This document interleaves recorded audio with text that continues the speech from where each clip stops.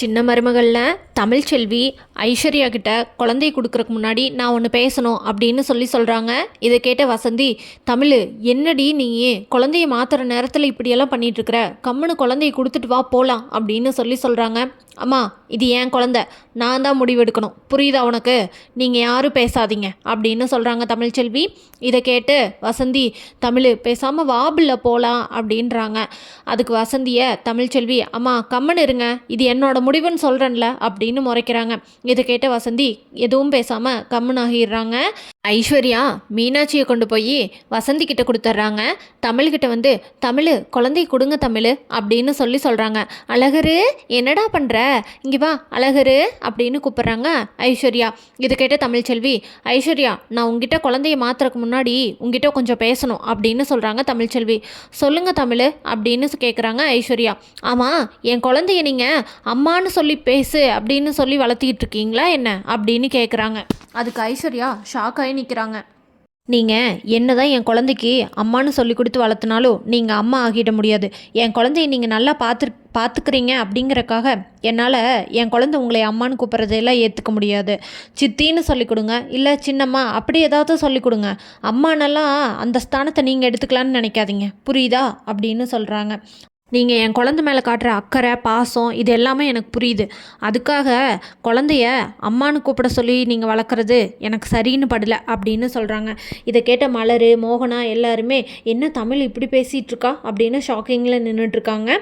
அந்த நேரத்தில் தமிழ்ச்செல்வி, ஆமாம் அழகரோட அப்பா எங்க அப்படின்னு கேட்குறாங்க. அதுக்கு அவருக்கு வேலை இருக்குன்னு போயிருக்காங்க தமிழ் அப்படின்னு சொல்கிறாரு கருப்பு. இதை கேட்ட தமிழ்ச்செல்வி, அப்பனா குழந்தையெல்லாம் தர முடியாது, அவரை வந்து வாங்கிட்டு போக சொல்லுங்கள் அப்படின்னு சொல்லிட்டு குழந்தைய தர முடியாதுன்னு சொல்லிடுறாங்க தமிழ்ச்செல்வி. இதை கேட்டு அங்கே இருக்கிறவங்கள எவ்வளவோ சொல்லி பார்த்து மலர் வந்து தமிழ்கிட்ட, தமிழ் ஏன் தமிழ் இப்படி பண்ணுற, இத்தனை நாளாக கரெக்டாக குழந்தைய கொடுத்து வாங்கிட்டு தானே இருந்தோம், இப்போ மட்டும் திடீர்னு என்ன அப்படின்றாங்க. அக்கா நீங்கள் இதில் தலையிடாதீங்க அப்படின்னு சொல்கிறாங்க தமிழ்ச்செல்வி. ஏது வந்தால் தான் குழந்தைய அனுப்புவேன் அப்படின்னு சொல்லிடுறாங்க தமிழ்ச்செல்வி. அவங்களும் எவ்வளவோ கேட்டு பார்த்துட்டு அங்கேருந்து கிளம்பி போய் வீட்டில் இருக்கவங்கள்ட்ட சொல்கிறாங்க. இதை கேட்ட ராஜாங்கோ, இது என்ன புதுசாக இருக்குது, குழந்தைய கரெக்டாக மாற்றிக்கிட்டு வர நாளில் தானே மாற்றிக்கிட்டு வரீங்க அப்படின்னு சொல்கிறாங்க. ஆமாங்க, ஆனால் தமிழ்ச்செல்வி குழந்த ஐஸ்வர்யாவை அம்மானு கூப்பிட்றத அப்படி கூப்பிடக்கூடாது அப்படின்னு சொல்கிறாங்க. அதுக்கு உடனே ராஜாங்க எதுவும் பேசாமல் இருக்கோன்னே சேது இருந்துட்டு, அப்படியெல்லாம் சொல்கிறாளா அவ அப்படின்னு சொல்லிட்டு சேது தமிழ்ச்செல்வி மேலே கோவப்படுறாரு.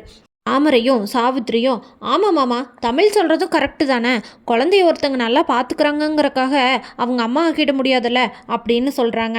இதுக்கு சித்ராவும் ஈஸ்வரியும், என்ன மதினி பேசுகிறீங்க, குழந்தைய நல்லா பார்த்துக்கிறதும் அம்மா மாதிரி பார்த்துக்கிறதும் ஒன்று தானே, அது இல்லாமல் சேதுவை ஐஸ்வர்யா கல்யாணம் பண்ணியிருக்காள்ல, அப்போ குழந்தைக்கு என்ன முறை வேணும், அம்மா முறை தானே, அதனால தானே ஐஸ்வர்யா குழந்தைய அம்மானு கூப்பிடுன்னு சொல்கிறா, குழந்தைய அவள் எவ்வளோ பாசமாக பார்த்துக்கிட்டா குழந்தை அம்மானு கூப்பிடும் ஐஸ்வர்யாவை பார்த்து அப்படின்னு சொல்கிறாங்க.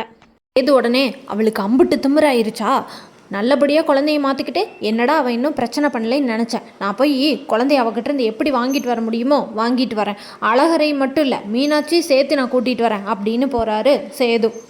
ஈஸ்வரியும் சித்ராவும் ஐஸ்வர்யா கிட்ட, அன்னைக்கு தான் நாங்கள் சொன்னோம் குழந்தைய உன் கையில் வச்சுக்கோ அப்படின்னு சொல்லிட்டு, பாத்தியா இன்றைக்கி அந்த தமிழ் எப்படி வேலையை காட்டுறான்னு, இதுக்கு தான் எல்லாமே நாங்கள் சொல்கிற மாதிரி நடக்கணுங்கிறது அப்படின்னு ஐஸ்வர்யாவை ஏற்றி விட்டுட்டுருக்குறாங்க. ஐஸ்வர்யா ஈஸ்வரி பேச்சை கேட்டு மறுபடியும் கெட்டவங்களா மாறிடுவாங்களா, இல்லை எப்பயும் போல் நல்லவங்களாகவே இருப்பாங்களா அப்படின்னு தெரிஞ்சுக்க நம்ம சேனலை மறக்காமல் லைக் ஷேர் அண்ட் சப்ஸ்கிரைப் பண்ணிக்கோங்க.